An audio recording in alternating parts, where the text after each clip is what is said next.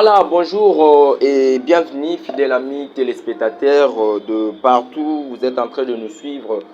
Nous savons très bien que vous êtes tellement nombreux en train de nous suivre en ce moment pour ce nouveau numéro sur TRC Kibolelo Télévision.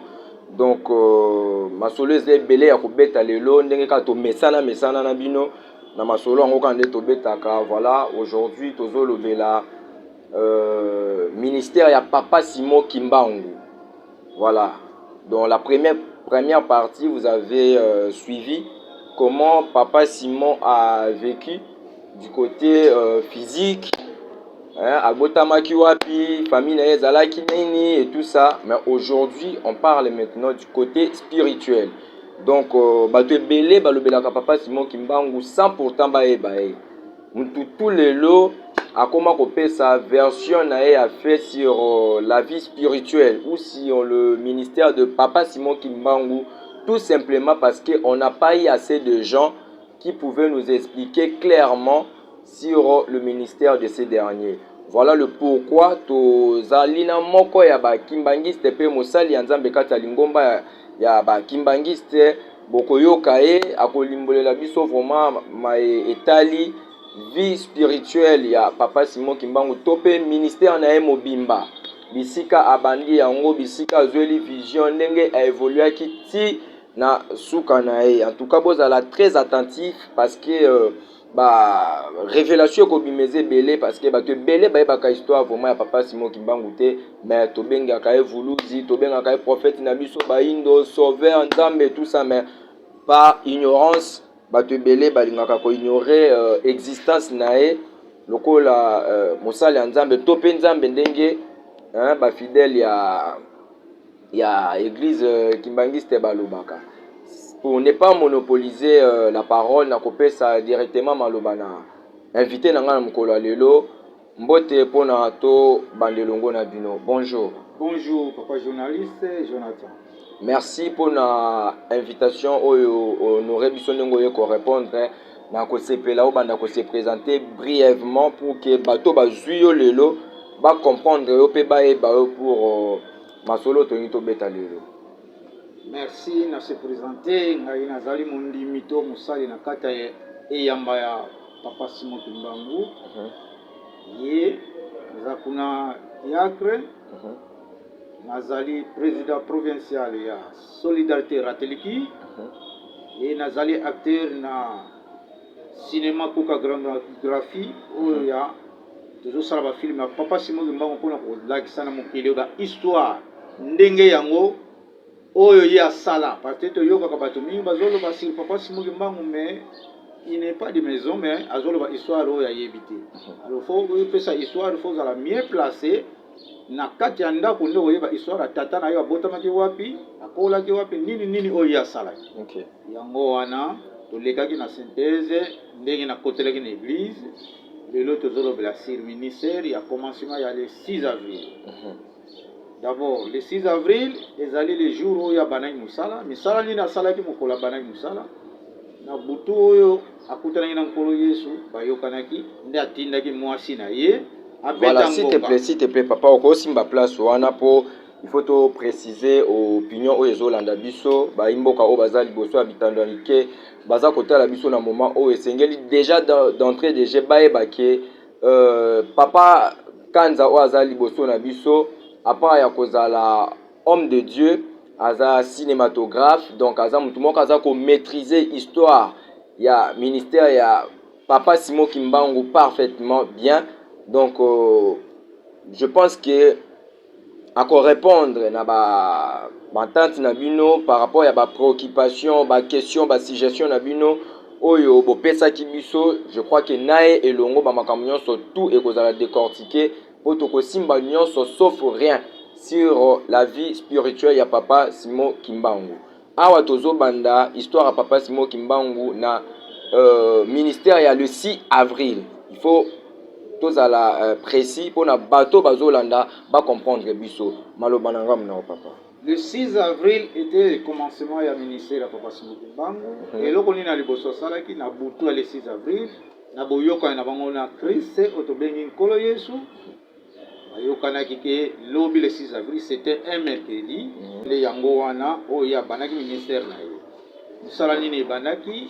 atindaki mwasi ne na ntongo abetaki ngonga alors ngonga wana ebetamaki bato bakamwaki na mboka na tronçon wana ngonga wana babanda koyoka ngo te yave émission ba église mission ezalaki kuna il faut kopréciser bato mboka oyo abetaki ngonga ezalaki wapi parce que tozobeta histoire ya papa Simon Kimbangu na Congo RDC. Alors il faut kopréciser ezalaki wapi na Bandundu, na Congo central, na Kasai, na Kinshasa parce que bato il faut pas comprendre. Na Congo central effectivement justement na kati ya Kamba na Gombe Kinsuka. OK. Wana nde mboka o papa Simon Kimbangu abotami esika vandaki. OK. Mais église mission ezalaki mais bayoki ngonga moko ya ndenge mosusu ebetaki oyo ebetaki mama Mwilu mwasi na ye bato bayaki bakamu baye mbala moko tellement azalaki catéchisme azalaki missionnaire bato bakamu ndeni Kimbangu bandi kobeta ngonga alors babondelaki bato bo bandimaki koya o babengamaki mokolo wana parce que ezalaki ministère ya Nzambe bayaki vraiment esilaki église nde nkolo na milimu na koyoka na mulimu parce que toza na écoute ya spirituel Nzambe ndenge biso tozwaka banzembe tokomposaka te me tokaptaka koyoka matoyo efungwami bapesi yo message. Alors donc déjà dès le début ce qu'il faut retenir que papa Simon Kimbangu ne bandeli na ye azalaki nanu kimbangiste te mais azalaki chrétien protestant. Oui. Voilà. Kuna nde azwaki grade na ye ya catéchisme tiaki nlongi mpona koteya bato. OK. Voilà. Alors kolo ayebisaki kende kobikisa Maman Kiantondo, le premier ministre na ye oyo miracle ya liboso une dame s'appelait Kiantondo. Azali kobela maladi ya mutu ya pasi ya ndenge na ndenge. Film wana sito salaki yango bokobana kolanda yango ete na sima ba mission. Vraiment mama wana soki passe eleki fo batia ye molibanga na mutu azobelela bo bakisa suma banga obie mutu avandela ye pasi ya ndenge wana. Alors papa Simon Kimbangu avec son fils le premier né papa qui soleke le Charles et Daniel yende o accompagner papa ni parce partout papa Simon bana ko tambola na mwana na yewa même mukolo kangaki bandoki na wenzela bango sika to sali aéroport donc bazokende bala moko baleki ndikolo Yesu ayebise na mato ya molimo zonga keno bikisa Kiantondo ya bana ngeno teka tabaki na ye mungulu tamba ba zo benga mungulu tumba ko ezana manikite eza coucher na wenze ndazongaki abikisaki mama Kiantondo na mukuse mama Kiantondo bato bakamwe nde bake koteka tumba kuna bango banda wana église banda kitongo nyonso bakobeta ngonga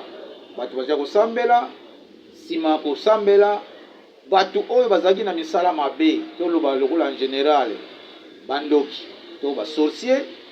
bato ya mayele mabe tous les niveaux ya catégorie nyonso bazaki kosala wenze sika oyo basali aéroport même les blancs tous les 5 continents bato nyonso barasi nyonso wenze nde ezalaki yango wana donc biso nde tomonani boye bato mwina mindele toza mama moko tata moko soko ozwi na histoire ya Jacob na Esau donc tobimi koko moko alors na ntango wana baza kosanganaki ndoki nyonso wana nde kuna nde bakendaki kokanga bandoki mpo babana koyoka te bamosusu bake kosambela na butu bazolia bato alors bato bana kokufa ebana kopesa ye pasi alobaki botika mabe mosala papa Simon ya kosala koteya bato babongola mitema bapakano bakoma bandimi mpo bakoma bandimi bala na nkolo Yesu me bato wana batikaki misala na bango ya mabe te nde yango wana alobaki bon na église à Tongo na botani dasi ko ya Simon nde ayebisaki mutu nyonso ayaki na église ke awa tozali awa lobi oyo ayebike asalaka misala ya butu ya mabe na ndenge nyonso oyo akobima etali ye nazobongisa mboka posi tozwi mosala epa nkolo Yesu mboka fe ezala bie totika mabe bato bazokufa mingi. Alors ok, s'il vous plaît papa Kanza okoki kosimba wana pour que to sunga vraiment bato yo bazolanda biso ponga na lingaka ba échange ya bo ba interaction ya boye tant biso tozo comprendre tozo avancer na sujet bato pe baolanda biso bazalaka na même niveau ya compréhension ba avancer ke longo na biso parce que déjà au début tant ozolo baké Simon Kimbangu azalaki missionnaire protestant aye kozwa ministère na ye mpona abanda kosala, mais soki nazolanda yo bien eza komonisama clairement que service ya Simon Kimbangu, donc Simon Kimbangu azalaki na service ya Jésus-Christ oyo azalaki envoyé na ye sur terre. Mais nini yango koki koloba na bandeko oyo balobaka ke bandimaka te ke Kimbangu aza na maître na lokola Jésus-Christ, parce que lelo même bino moko bolobaka yango Kimbangu ye moko azali nzambe. Mais comment Kimbangu oyo ye moko azali nzambe, ye mozalisi ya likolo na se, ye mozalisi ya nyonso, comment koki lisusu kozala na se ya service ya Jésus-Christ po asa a rendre service na mokili tant que ye moko azali nzambe, parce que nzambe basambelaka ye, mais nzambe ye moko asambelaka te. Ça il faut le reconnaître. Comment ya koki kozala lisusu na service ya Jésus oyo kutu bamususu baza kobenga yeke mwana na nzambe? Comment ye lisusu mwana akoki lisusu coordonner Simon Kimbangu aza nzambe aza na service na? Merci pour la mutuna nyoto zongi Simon Moke. Bible zoloba en tout cas, ça vraiment pour na kosunga bato bazolanda biso. Ça là vraiment un peu clair. Quand Jésus a déclaré message à liboso pesaki na Matthieu 21 so na 45 47 kuna zoloba ete na kolongola bokonzi na bino ba yuda na kopesa na une autre nation. To se fixer la caméra. Na kolongola bokonzi pa na bino ba mindele na kopeta na libota mususu. Nous avons des races, des peaux. OK. Oui, mais continents nous avons 5 continents. Mais tous en a pomi ba les noirs et blancs de botamina libomo Isaac na mama Sarah. Hein? Bana mi balé wana. Donc soko tali na lipambolo Isaac apesa ki bana alobaki Jacob a botoli lipambolo, mais yo okota na mabonde libongo o racher lipambolo wana. Nde zakuna soko tali na Isaïe makamone ezali kuna tokopesa ba verset biblique na suka kwa okolanda bongo tanga. OK. Nde yango no moni na ilaka ya nkolo Yesu na Jean 14 verset 15 chapitre 14 verset 15 à 17 kuna ezoloba ete ngai soko fena longwete musungi akoyate le consolateur l'esprit de vérité. Toujours dans Jean 15, idem, Jean 16, tanga mobimba po ezaba histoire. Donc par là le consolateur oui, c'est lui le consolateur, c'est Simon Kimbangu. Donc tata ya nkolo Yesu na ye mulimo sana. Yo omona wapi mutu batie na boloko bakangi me abimi azokende koteya ne na boloko aza. Mutu aza na boloko mibimi 6 apanzani par-ci par-là azoteya azobikisa bato. Mutu oyo bakangi physiquement bakangaki nzoto me mulimo bakangaki en fait denge moko na nkolo Yesu. Bakangaki kolo Yesu bakangaki molimo nzoto yango monike azalaki ndengo na kendaki mais mission makasi tikelaki na tata na ye. Et c'est ça au moni so tali na Luc 23 na chapitre 23 verset 26 à 44 soto sauté kuna dokei okomona penza ke tangu Simon de Cyrène kolo Yesu bakangi ye po bakene koboma ye ba yekoli nyonso balandaki bawangana bakimi kasi moko te abimaki me mutu amonanaki c'est Simon de Cyrène son père tata na ye molimo centre noir oyo abimaki na bana mibale na elanga na kongo na machette makambo yango elekela wa batata ba mama elekela nango en Afrique elekela pa mosusu te nyonso ebandi awa soko teli commencement oyo ya prophétie ya mama Kimpavita. Tango azoloba Kimpavita, ça veut dire po biso tokendaka ba kombo ezalaka signifier yango ezo parler, ça veut dire quoi, mais biso toyebaka te signification ba kombo fotola na ba kombo Kimpavita lingolo ba jeo yo ebanda nango banda kala. OK. Do likamongo ezalaki epa na biso banda kala yango moni ba bele titango batini mindele ba missionnaire ba yango pokeno te bango nzambe ba yebi pena vrai nzambe aza epa na bango nde yango moni ba yako panza biso a partir ko panza biso mais nzambe wana abosana biso te nde yango no moni soki kolo Yesu apesa biso ba verset biblique wana longoli eloko na ba Yuda eza mission basali tata na mwana basala ka vice verset. C'est ça Jésus disait que moi et mon père nous sommes un. OK. OK, Jésus le disait très bien que lui et son père ils sont un ndongo uti koloba nalandi na boke binyoso olobi Simon Kimbangu aye Jésus comment aye donc envoyé spécial oui ya nkolo Yesu oui bayuda bayaki kokosa baindo oui mais qu'est-ce qui prouve que bayuda bayaki kokosa baindo na tawana et pourtant Simon Kimbangu aye na sima ya Bayuda. Ok, Simon Kimbangu soki tolandi aye kosala ka continuité ya makambo Bayuda basalaki mais babungaki nzela. Soki na landi na boke aye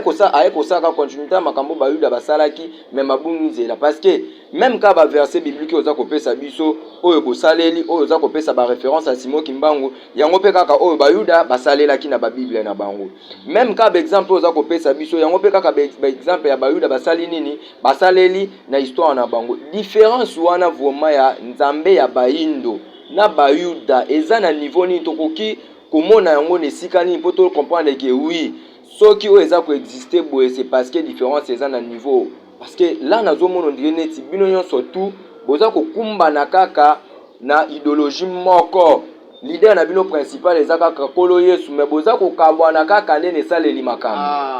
Okoti bien que leader na biso c'est Jésus. Eza boyoka nezalaki na bango na likolo tango Nzambe tata nkolo tata molimo sang Lucifer asali ete atosa molimo sang te tango mission na bango ezalaki na botina banzambe ne yango babwaka Lucifer na se boyoka na bango yango elingaki ete nkolo Yesu moto alingaki ete basala mutu ne yango omoni bakiti na se yango lokola yo ndima tosala mutu mais tala makambo mutu oyo tosali ndenge azosala ne yango andimaka kokufela biso mekuluzu ministère na bango. Mais Jésus c'était l'Africain. Son de tali mukanda oyo pape oyo apesi biso déclaration papa combien on Dieu noir plus africain il est né à la Nord Angola. On profiter totalement. Oui, au Talango, ils journal na dozo monake kolo Yesu aza mutu mwindu.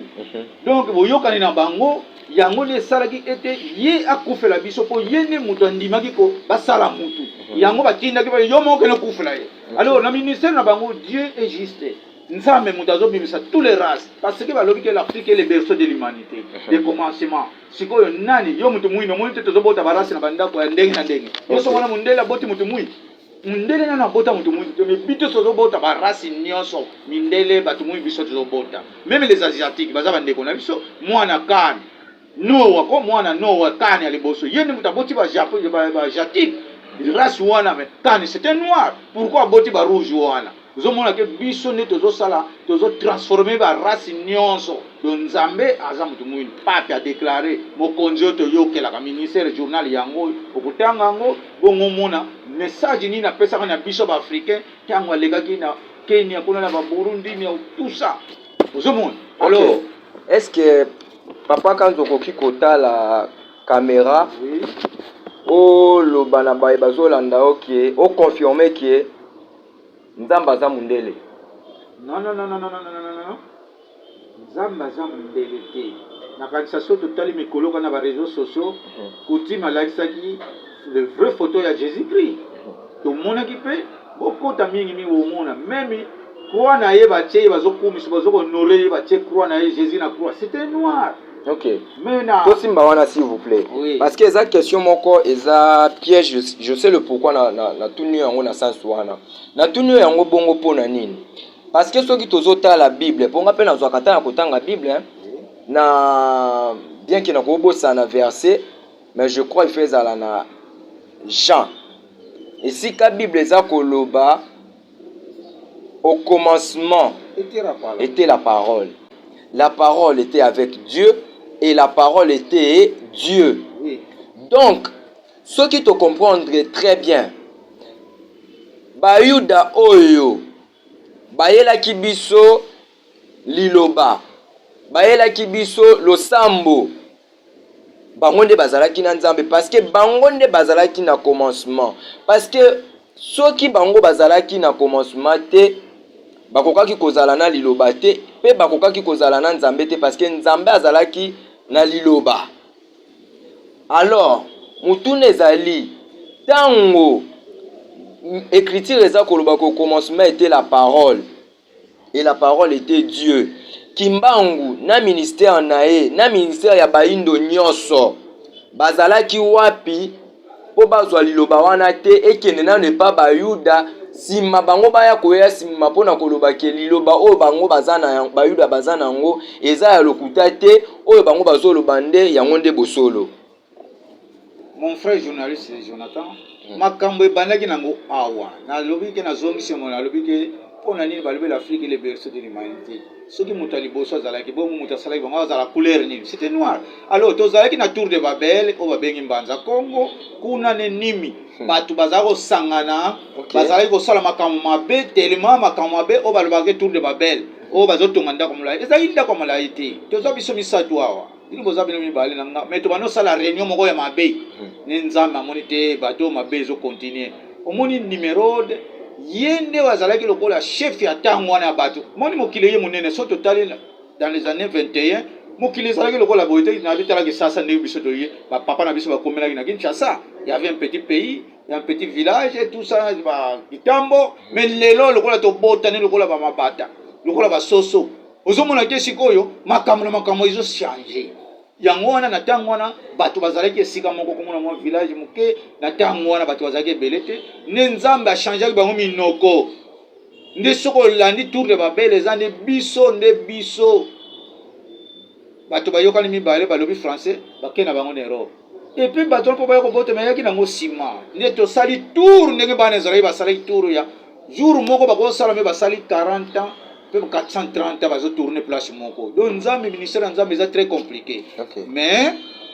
nzambe penza aza moto moyindo donc mission na bango kolo yesu makambo elekaki nango na Afrique bayebisa biso ti lelo balakisa biso ndako ya Joseph kuna na bayuda ou ndako ya nkolo yesu oyo atikaka oyo azalaki ainsi de suite so mona balakisi biso mpe ndako ya Jésus kuna na bayuda po mwana nzambe fo balakisa place azalaki eza kutu bamize lelo bato bazokona otala mise na biso na nkamba mpona nini mais balakisa biso esika tombo ya Jésus ezalaki tomonaka yango na bilili tomonaka voir même basala nzambe bakongolais bazokende kosambela kuna si wana bakosi ya segwaki tomone ezalaki papa de ngenda kenda kuna balakisa awa tango bayambaki ye tango bana Israël bazalaki na pasi ya 3 ans mbula ezobeta te cesere sekotelaki bango. Alors papa de ngenda na souci ya bonzambe na ye po ye aza deuxième réincarnation ya papa Simon Kimbangu elaka epesamaka ete Simon Kimbangu alobi nga moko na 1910 alaki batuki na kobotama na 1918 de c'est papa de ngenda abotami na kati ya guerre mondiale elaka nkolo apesa biso ntango nga na kozonga awa na mokili na kozonga ekozala lokola ntango ya Sodome na Gomorrhe donc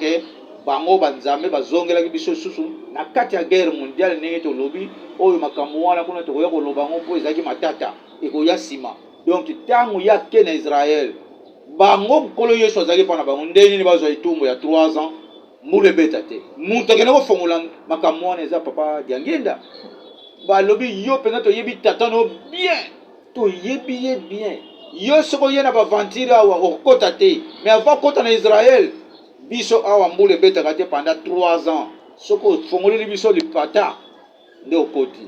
papa Diangenda apesaki yango ndenge biso banganga nzambe toza lelo na papa Simon Kimbangu Kiangani 3e réincarnation na ye nde atine bambuta oyoki makambo basengi biso bobondela komisa mbula ebeta bambuta lokola bayebaki papa Diangenda ke ye Simon Kimbangu mibale nde balobaki papa makambo wana ya yo moko biso te papa Diangenda kaka na 0 heure mbula ebanda ti 5 heures babenga ye kobenga lobi akanga mbula mai ekomaki inondation tina bajordani partout kutu ezali kobeta donc inondation ndenge wana nde batandelaki maputa mandalala balobaki ozana oyo akoya na kombo ya nkolo Jésus akomango eza na Jean kuna eza na baverse ebele baverse na kopesa na suka bakomona ndenge nini nkolo Yesu ndenge nini nzambe akitaki mpena na se awa na Afrique sota na pisome makambo eza ebele tokopesa baverse biblique na suka po balanda ngo bongo batuna nzambe po mwana nzambe soko message ya kala ezalaki te message ezalaka ya sika soko tali nkolo Yesu tango aye message ezalaki différent na oyo enseignement bajuifu babana kopesa bayuda bafarisien bamonaki yango ya sika yo ozokomikokisa na nzambe makambo oyo ozwili owapi totalaka bible eza ya biso bato moyini bible eza bayuda te mais ye moko mpe nkolo Yesu alobi lisusu ke ye aye mpona kobakisa te aye mpe mpona kolongola te mais aye kaka mpona kolakisa bato te oui parce que ye alobaki na Jean 16 ete ntango tata koya akoyebisa bino makambo akoya akozwa ngo epa na ngai ayebisa bino ce sont des révélations oyo eye na apocalypse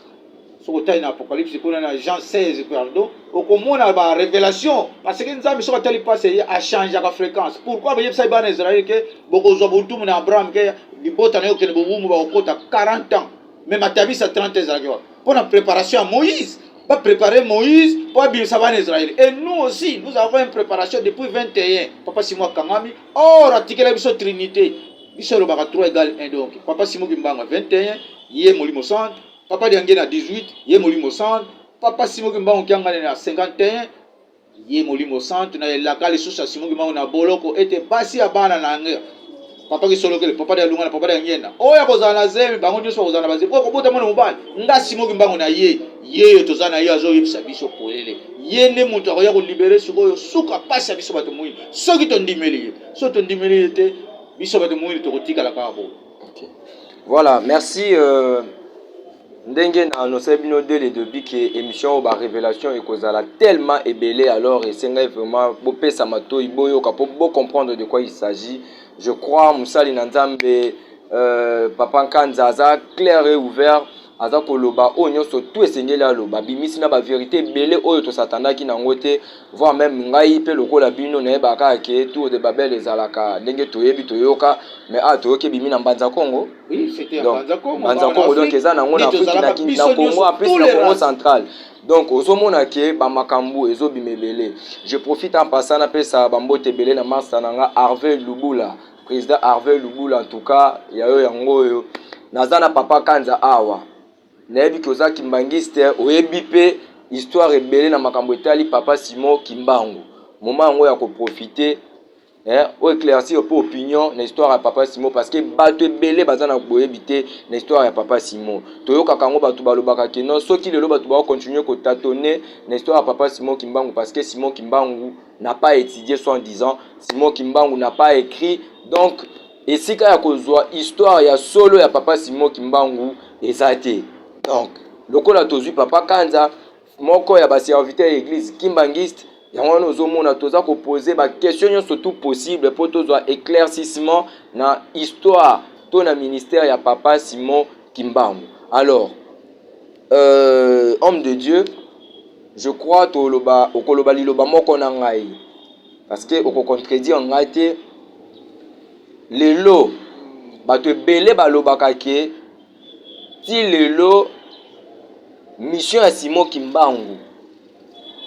baindo batikala ko comprendre yango te soki okoloba le contraire est-ce que okoki ko prouver biso pona oyebisa bato bazolanda biso c'était quoi le but ou l'objectif principal ya ministère ya Papa Simon Kimbangu tango abandi yango na le 6 avril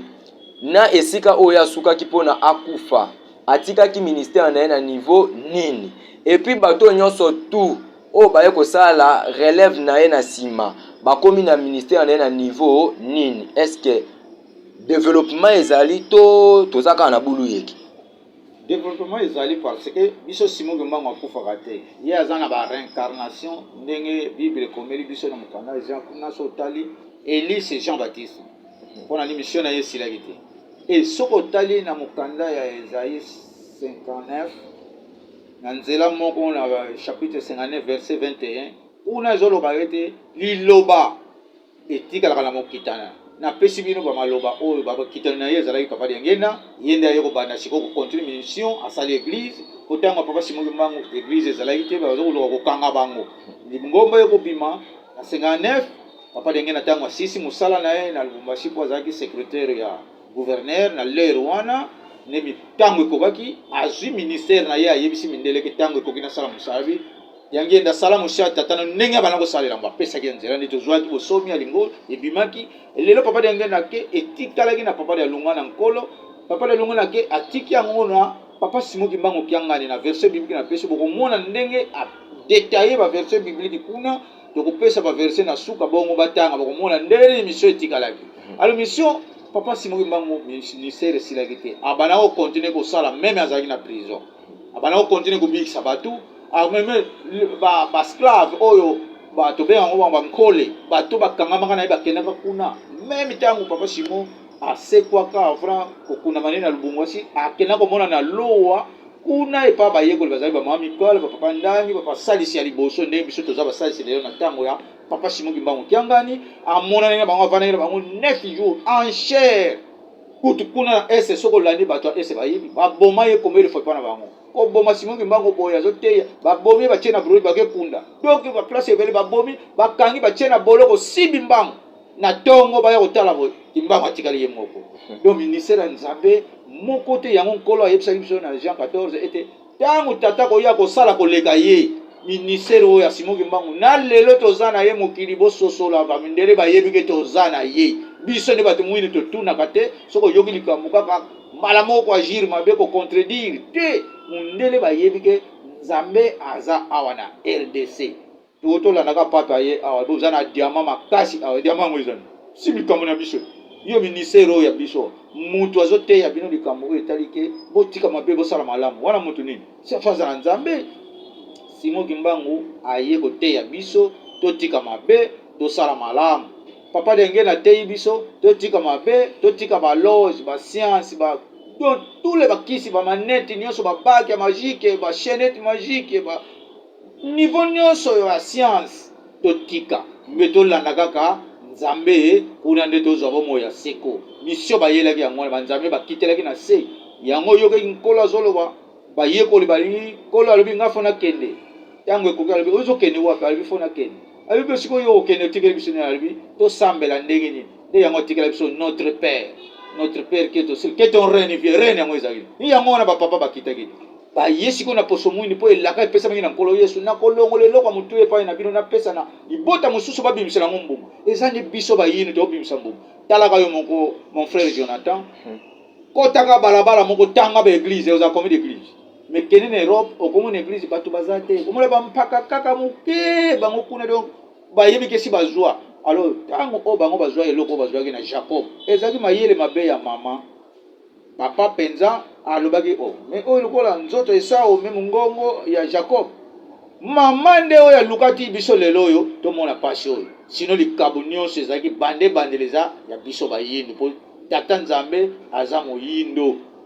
ye wana soko tali histoire oyo ya pape kuna soke kuna na Fatima bazwa ekeko ya Vierge Marie batiango noir bakangi suki ya maboko ese mundela kanga suki maboko. Voilà. Merci fidèles téléspectateurs bino bozuli baku ya kolanda biso na katikati ya émission oyo boye bakebongo to zali ko solola lisolo to ya likambo ya ministère ya papa Simon Kimbangu ko banda le 6 avril oyo azwaki ningisa ya kokota na ministère ti bisika wapi oyo ye akufaki ba réalisation puis continuité ya ministère nae na bana nae oyo bayaki na sima nae. En tout cas je crois que Moussala Nzambe papa Kanzaza tellement clair et boza suffisamment éclairé na ba point wana na sujet wana donc je pense qu'il n'y a plus de zone d'ombre oyo bokoki lisusu ko se poser ba question parce que tout a été dit. Alors nous allons poser une petite question, sinon je précise que ça sera une dernière pour nous clôturer émission na biso alelo. Alors papa Kanza yo lobi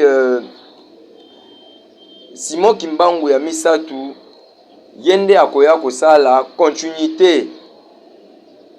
ya o papa Simon Kangani asalaki. Alors mais lelo toza ko remarquer yango ezape lisusu likambo ko bomba te toza ko mona bokabwani na kati église kimbangiste lelo to komi na ba kimbangiste belé mutu ba branche komi ko bota maloko ya mayebo na kati ya zamba.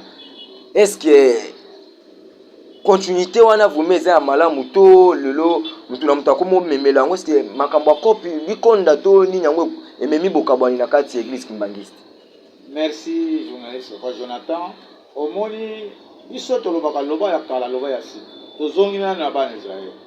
tango bana Israël babimi na bowumbu Moïse akezwa mibeko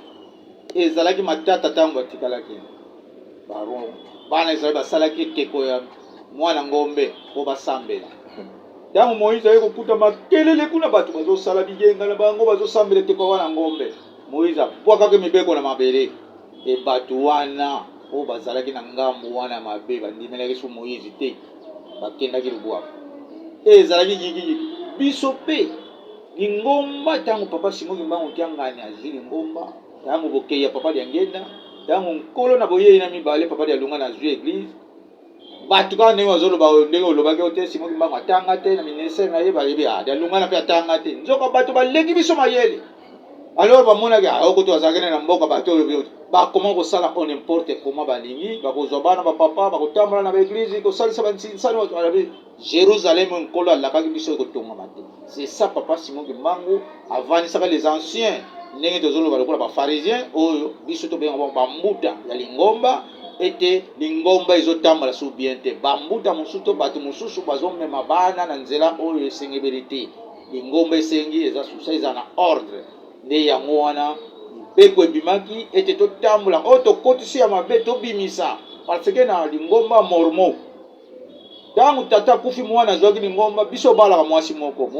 mwasi okobala mobali moko mais soki tokomi basi mibale misatu lingomba bebi alors lingomba morbo basengaka mwana wana ke biso tolingi tobala na biso basi na biso toza na mbongo na biso alors biso mpe ekomaki bongo yango mibeko oyo tozwaki babengi résolution nde yango oyo bato oyo balingaki bazala na bizaleli wana nde bango wana bakendaki na bango. Ok, merci beaucoup Papa Kanza. Na Moïse. Ok. Yango pe oyaki po yeka mutatambusa Moïse ye wana pe kaka ye ko dresser lingomba na ye ko teto tambola penza bato bazwa bomo ya seko. D'accord. Merci beaucoup. Je pense que Papa Kanza répondre à la question na biso nyonso et puis tokomi vraiment pratiquement vers la fin ya numéro na biso alelo na ko profiter na pesa merci mingi pe mbote na bande konyo surtout balandi biso de partout là derrière la caméra tozaki na ndeko na biso ingénieur Nickel Mbaki na pesi mbote na Antonella Botaka la célèbre hollandaise Thierry Kongolo Ogi Shenge Vasco de Gama Djibuya Umara Soupa Wizi Khalifa donc Quick Baby donc bambote ya trop Master Nanga Dora Bologna Templar Michel Siona Saidi donc bambote ya trop et je crois que omoni na kati ekutu maloba parce que makambo loba eza tellement ébélé et je pense que na ba prochain numéro na biso bokozwa continuité ya akopesa éclaircissement côté désordre wana vraiment esika eutaki mpona to vivre bokabwani na kati église kimbangiste. En tout cas Papa Kanza merci mingi mpona participation na et puis mot de la fin na mpona to conclure. Mot de la fin nanga nakanisa batata ba mama makambo mibale yaki na mokili tosala malamu totika mabe nde okomona nkolo papa de angenda ou papa Simon Kimbangu ou papa Simon Kimbangu kiangani yene nzambe na biso bayindu oyo ya mokili mobimba bango nyonso bakosambela botala les asiatiques basambelaka nzambe na bango buda bazwi chulai ake atie afukami wana pampa bazwaka siko biso bato mwindu banda kaka bayela biso likambo oyo tobanda na lelo boyebisa biso sor nini tozwi bamosusu bakoloba nga nazwaka toboyi te mais sur le plan nyonso to politique po papa Simon alobela mpe likambo ya politiki nyonso ndenge nini kotambolela ezali mpona nini so totiki moto oyo wana maloba na ye oyo aloba so totosi te ezosimba te aza nani nzambe na biso yango wana batata ba mama tozonga nsima te tolanda nzambe bakoko na biso basambelaki ye nde nzambe ya solo meka biso tozalaki nga ntango na tokolanda likambo oyo papa ndenge nazokoloba na RTNC wana zana na lingomba na biso bapaya toluka na bokonzi likolo oyo etikali bapesa biso tobandaka esiki nani oyo esi ayebi nzambe bainspiration biso ezali likolo koya kobana kolanda bafilme yango ndenge nini histoire ezalaki lokola bafrère bandimi topesa bango message dino bolanda ya télévision na bango bobana kolanda boyeba bokoko na biso oyo Simon Kimbangu ayelaka biso oyo eza bokoko na biso bunzambe na biso ya bato mwindu yango oyo bozwa ndakisa na lobi des asiatiques bunzambe nini bango basalelaka tomona yango mabe te eza mabe te bazosala bainvention ndenge na ndenge nyonso bayaka kuna na nkolo Yesu te basambelaka buda na bango nani amonaka ekeko buda wana te mais biso toza na bafoto ya bapapa osombi foto notia senga nyonso oza nango okozwa oyo oza na kondima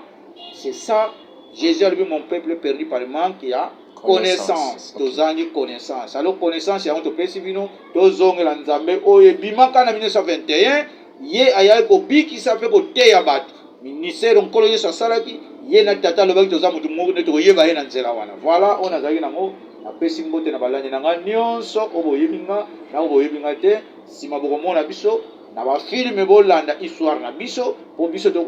histoire na biso mutaola sango ezate mais toza mieux placé au papa Simon Kimbangu kianga na tili to sala cinéma po bolanda ba histoire na biso africaine ndenge ne legelaki nde bokoko na biso bonzame na biso ya mwana botikala malamu mbala nsima tokopesa bino baverse boyeba nkolo yesu molimo santo yango ndenge nini ayelaki critère na ye ndenge nini amibale critère na ye ndenge nini atikeli biso trinité ti bacritère na bango ndenge nini ainsi de suite na oyo toza na ye sauveur ya suka ebandeli mpe ye suka na kanisa yango tozalaki nango tiao mbala nsima. Merci beaucoup. Là, c'était l'homme dédié,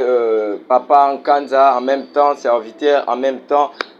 acteur cinématographe au sein du groupe cinématographique Kokamava. Bongo évolue à Kanakati à l'église Kimbangiste. En tout cas, Aza Mutumoko, je crois que Kobanda Komesana Nelongi Yango parce que Tokobanda Kozalane Mingi Potobeta Kabama Solo Aboye. Là, vous comprenez déjà que nous sommes à la fin de ces numéros. Mais j'aimerais juste souligner un petit truc. Il est écrit que c'est poussé par le Saint-Esprit que les hommes ont parlé de la part du Seigneur. Et Naboye Binanga, Naebi que chaque tribu est un leader en haut. Chaque tribu est un visionnaire en haut. Chaque tribu est un bakonzi en haut. Soki, na tribu Nabiso Baindo, Mokonzi Nabiso est Simon Kimbangu, to leader Nabiso est Simon Kimbangu. Alors c'est le moment, il faut qu'on profite. Kozalana Sima, ya message wana pona. Tozala na ya biso leader na tribu na biso ya Baindo. Et là c'était vraiment un plaisir pour nous ya ko partager na bino moment ensemble au prochain numéro. Bye.